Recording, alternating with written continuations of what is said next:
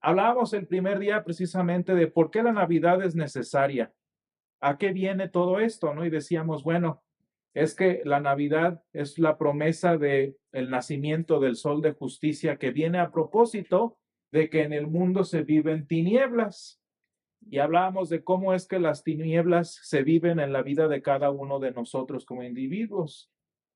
Naturalmente la Biblia habla en general de la condición humana en estas tinieblas, pero nosotros como individuos muchas veces la podemos ver no nada más en un estado continuo de nuestra vida, sino en varios momentos en los que pues las cosas tristes que nos pasan nos hacen vivir verdaderamente en momentos de tinieblas.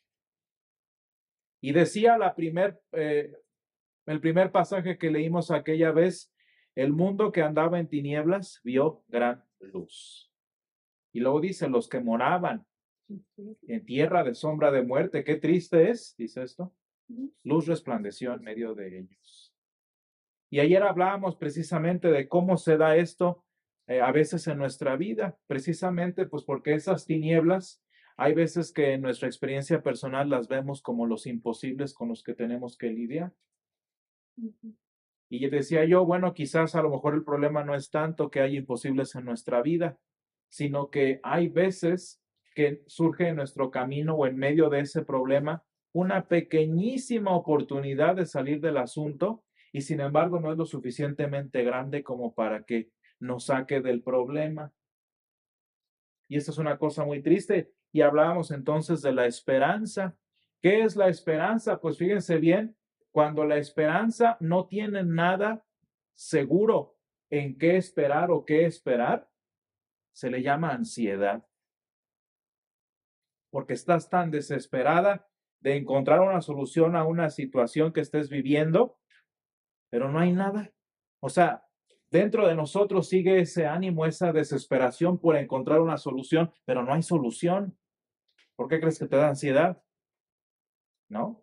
Y esto es una cosa muy triste en nuestras vidas.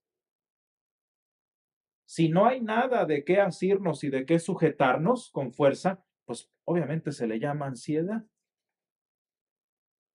Imagínate cuando estamos ahogados en una situación muy difícil, pues ¿a dónde volteas a veces? Es muy triste, estaba viendo hace rato un video del Titanic, o sea, nada relevante, pero estaba viendo el Titanic y cómo ubican dónde pasó todo esto. Es en medio de la nada. Se ven las imágenes y no se veía en el horizonte nada, negro, negro, negro. Y sin embargo, cuando se ve en la toma, estaba tan cerca del barco que pudo haberlos rescatado. Y ahora sí, como dice nuestra cultura, tan cerca y tan lejos, ¿no? Y es que ese es el problema, porque si tú dijeras, bueno, estoy en medio del Pacífico y no hay ninguna opción de rescate, pues ya, como los procesos de luto, ¿no? Que dicen, aceptas y ya te dejas ir, ¿no? Pero cuando tienes allí la oportunidad, por lo menos de una forma muy chiquitita, nos viene desesperación. Es que sí podría hacerlo si tan solo esto, si siquiera esto. El punto es que esos siquieras y esos tan solo son tan chiquititos que no bastan. Y, y fíjense bien, en nuestra vida esto nosotros lo vivimos, decía yo, como ansiedad. ¿Cuál es entonces la diferencia en el aspecto de la esperanza cristiana? Pues es que se supone que lo que dice la Biblia no es una promesa nada más como la que yo les puedo hacer. No es una palabra como la que tú puedes encontrar en un libro de historias, de poemas, que a final de cuentas, pues se oye bonito y todo, pero no es cierto a final de cuentas. Y hacíamos énfasis precisamente en este Evangelio de Lucas que estamos leyendo, en que el escritor de lo que estamos estudiando dice específicamente, versículo 1 dice, entre nosotros las cosas que entre nosotros han sido ciertísimas. No estamos hablando de fábulas, de historias, de cosas bonitas para Navidad. Estamos hablando de hechos, y no nada más hechos, sino ciertísimos. Que no son ciertos nada más porque, pues yo creo que son ciertos, sino que son ciertos porque hubo muchos testigos que los vieron con sus propios ojos. Y ayer ya no terminé mucho el punto, pero de hecho en argumento legal y de hecho en historia de la legalidad, en historia de la arqueología, el 90% de lo que sabemos del pasado depende de lo que la gente vio. Y yo le enseñaba a mis alumnos en una clase que hay un escritor completamente, vamos a decirle, ateo, que ya les enseñé a mis alumnos que el ateísmo no existe. Pero bueno, ateo, ¿no? Y dice, tan cierto es lo que dice la Biblia de Jesús que yo no estoy dispuesto a deshacerme de todo el pasado de la humanidad con tal de mantener mi postura. ¿Qué es lo que está diciendo este escritor? Que si yo quiero contradecir o negar lo que dice este texto, tendría que echarme el 90% de la historia antigua.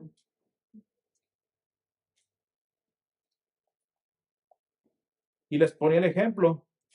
De hecho, platicando aquí con Saúl, le ponía un ejemplo. Más o menos calculándole, dependiendo de quién, a qué científico le preguntemos, historiador, perdón.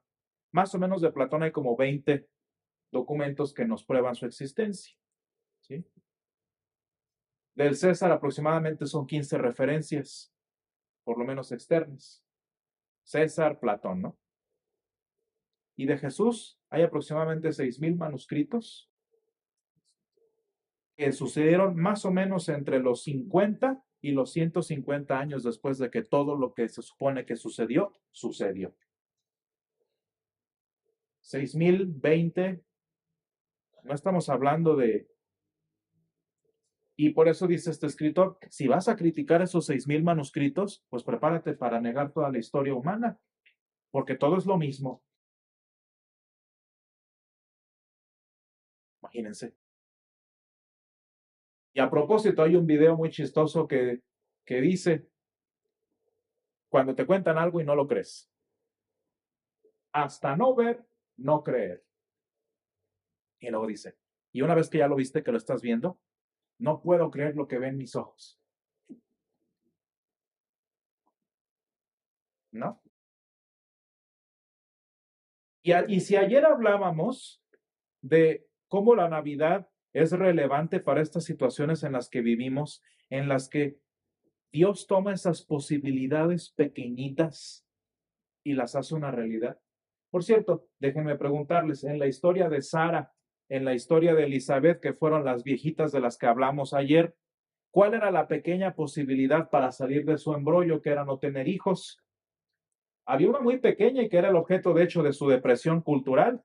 En las mujeres del Medio Oriente que no tenían hijos se deprimían.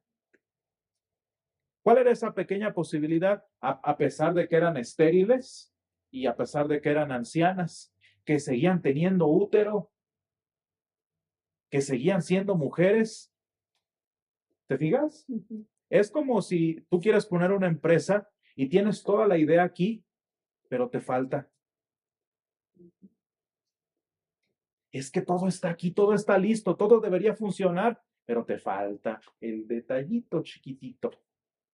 Y esa era la historia de Sara y de Elizabeth. Ellas tenían la capacidad natural de ser mamás, pero no podían por edad y por esterilidad. Ahora, esta fue la historia particular de Sara y de Elizabeth. Ellas siempre habían querido tener un hijo. Y no sé si tú te has dado cuenta que hay situaciones en nuestra vida en las que muchas veces ni ansiedad te da porque ni enterado estabas que tenías un problema. Ni enterados estamos de que había una situación difícil hasta que te dicen. Y muy tristemente, antier nos platicaba un muchacho de que viene aquí, nos platicaba cómo a uno de sus familiares le detectaron cáncer en etapa 4, es decir, terminal. Ni enterada estaba. Y tristemente para ese momento ya era demasiado tarde, ya no había de otra opción. Ya no había posibilidad.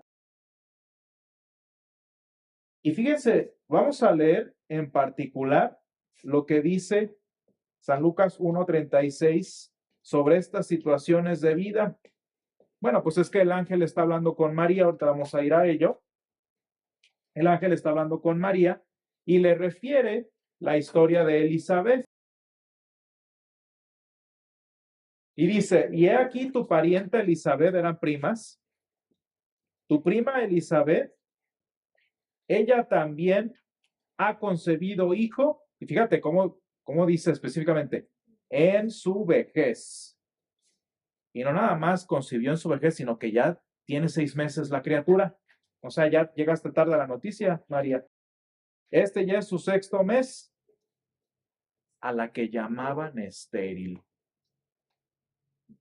Y es que aquí vamos a encontrar un aspecto que debe ser muy relevante para nuestra vida. Una frase que yo le enseñé a mis alumnos y que la mitad me la agarra de burla y la otra mitad me la agarró para, pues no sé, para deprimirse, es la frase que yo les decía. Cualquier cosa que tú escuches que te digan que así es o que así no es, tú debes preguntarte, ¿según quién? Porque eso es lo que dice el mundo moderno. Siempre les pongo el ejemplo aquí en mis clases de Disney. Disney te dice, escucha tu corazón no te engaña.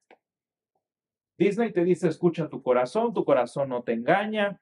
La gente te dice, sigue tus sueños, persigue tus metas. La gente luego dice, escucha tu interior. Nadie te conoce mejor que tú misma, nadie te puede engañar, tu respuesta está dentro. Bueno, el punto es que, ¿qué pasa si lo que me dice mi corazón es distinto a lo que te dice tu corazón?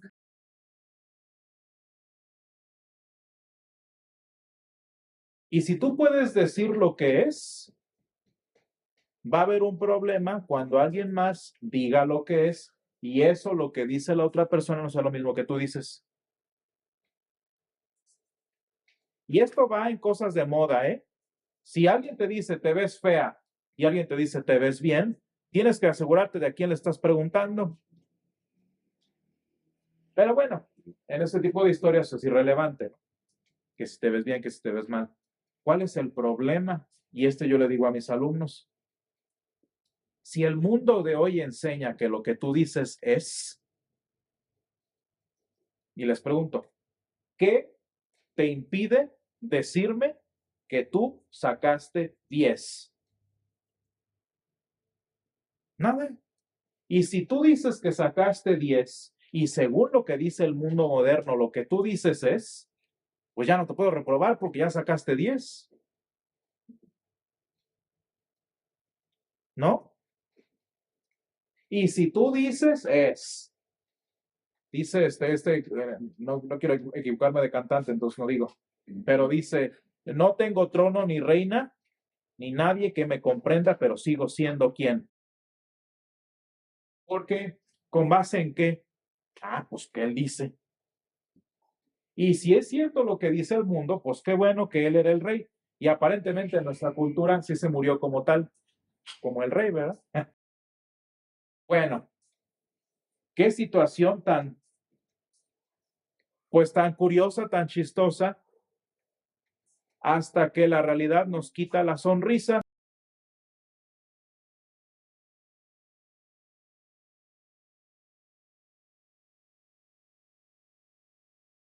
Qué situación tan chistosa hasta que la vida te borra la sonrisa. Porque si habláramos de moda siempre, pues, ¿qué importa? Tú dices, yo digo, los dos estamos contentos. Pero siempre todo lo que creas llévalo a su extremo lógico. Esa es filosofía básica. Todo lo que creas llévalo a su extremo lógico y vas a ver si es una monstruosidad o es verdad. Si lo que tú dices es cierto, yo les digo, les pongo el ejemplo extremo a mis alumnos. ¿Qué pasa si yo digo, esa computadora que tienes allí o ese carro que está ahí es mío? Si lo que yo digo crea realidades, es mío.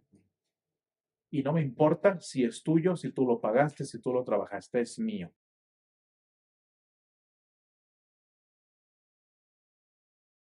Y ahí se pone fea la cosa, ¿no?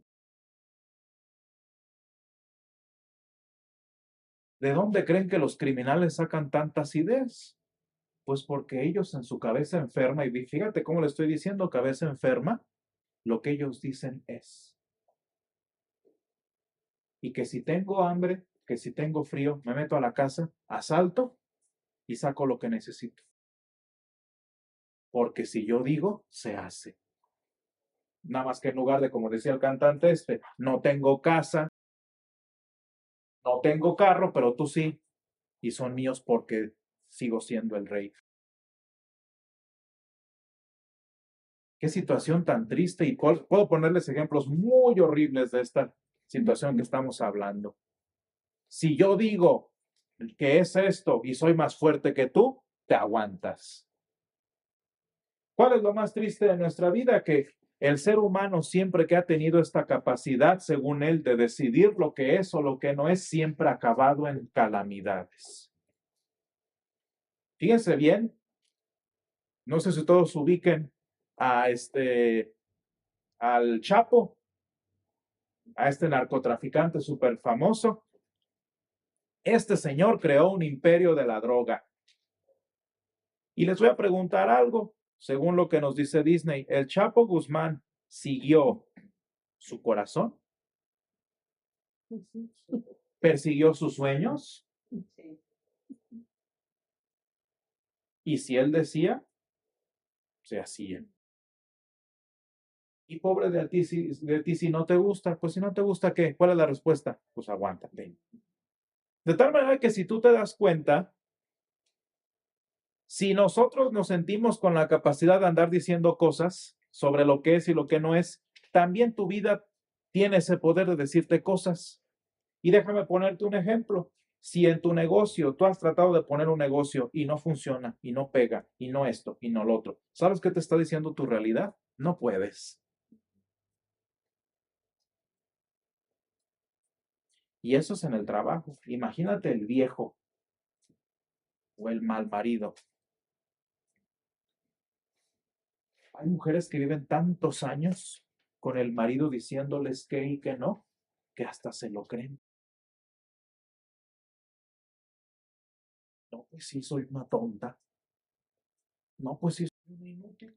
¿Y cómo sabes? Es que, hijo.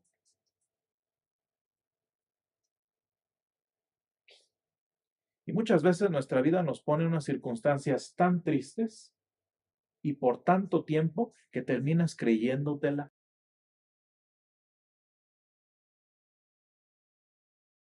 En la versión más simple se le llama esto condicionamiento social. Tu entorno te termina condicionando. Ay, sí soy.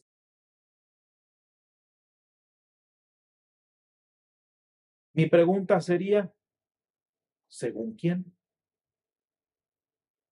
Y vamos a aprender una cosa muy interesante esta noche para terminar.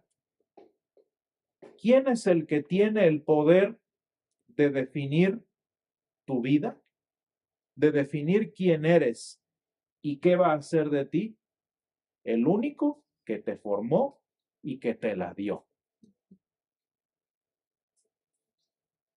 Y esto aplica a muchas circunstancias. Si yo les digo a ustedes, no hagas esto, no hagas aquello, como tanta gente le encanta decirle a todos, tú pregúntate, ¿y tú quién eres? O como que ¿por qué eres distinto de mí?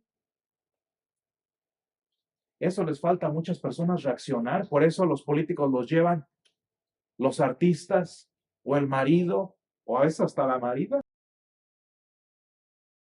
¿Y tú quién eres para gobernar mi vida? ¿Quién te dijo que la vida que llevas ahorita es la que debes vivir?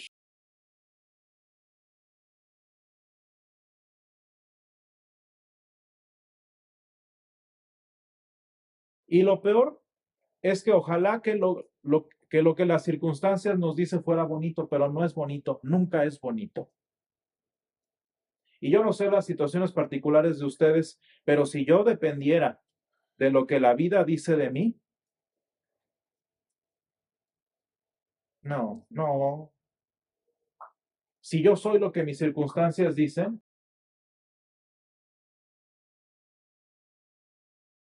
e irrumpe un ángel en la casa de María y le da una noticia gigante: vas a ser la madre del Salvador. Una noticia imposible, que ni por acá les puedo garantizar le había pasado a ella. Hasta se asusta.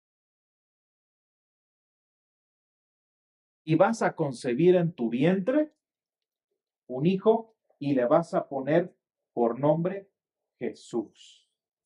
Esta es una noticiota. Es el cumplimiento de 4,000 años de historia que están sucediendo en esa noche.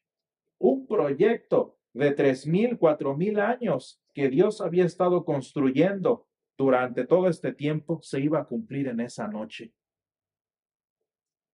Pero si hubiera dependido de lo que María esperaba de sí misma, o pensaba, o siquiera imaginaba de sí misma,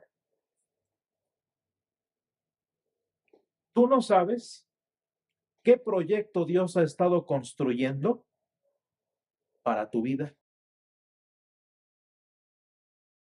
¿Qué proyecto, qué gran historia Dios ha estado entretejiendo desde tus abuelos, tus papás, tus maestros, tus circunstancias para que estés hoy aquí?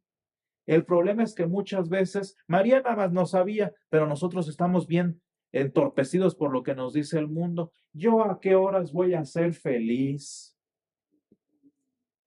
¿Yo a qué horas voy a vivir lo bonito que viven los cristianos? Y los cristianos son la maestra, que así decían de mi mamá. Ella que sí estudió, ella que sí agarró buen marido. No, yo para cuándo. Pues déjame decirte que si dependiera de tu ánimo, si esas porras te das, pero ella puede decir lo mismo, ¿eh? Estoy hablando de mi mamá. Porque fíjense bien, siempre miramos al otro. Porque estás tan así que ni sabes, ni te habías enterado de todo lo que Dios quiere hacer en tu vida.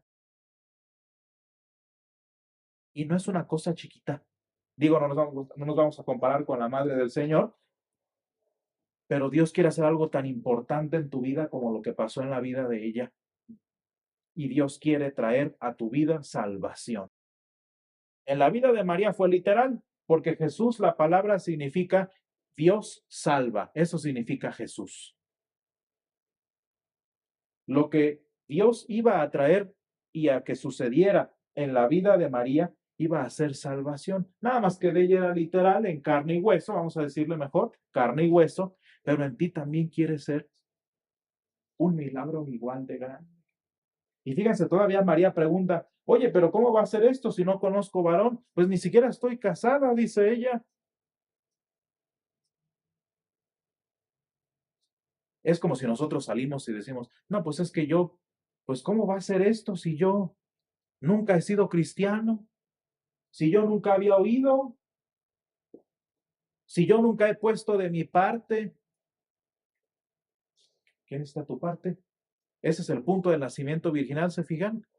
No hubo cooperación nuestra. Porque si tú ayudas, déjame decirte, aunque te suene feo, si tú ayudas, nada más lo echas a perder. Entonces, nada más dice el Señor literalmente, bueno, en versión moderna diría: siéntate y espera. Exactamente. Porque si ayudas, vas a empeorarlo.